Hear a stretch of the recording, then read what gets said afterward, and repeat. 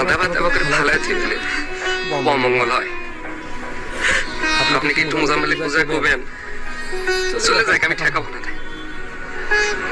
খাওয়া দাওয়া করে ঠান্ডা হলে চলে যান, রাস্তাতে আমার বেশি সময় লাগে না।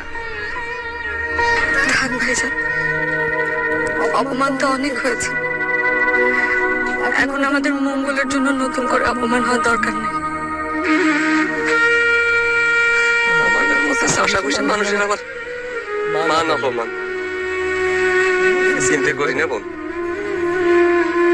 ভাতের জন্য আমাদের মধ্যে চাষা করে অনেক কষ্ট করা লাগে, তো ভাতের জন্য কেউ অবহেলা করে মনে মনে খুব কষ্ট লাগে।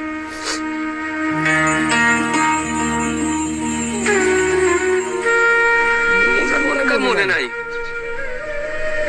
ও তখন আমাদের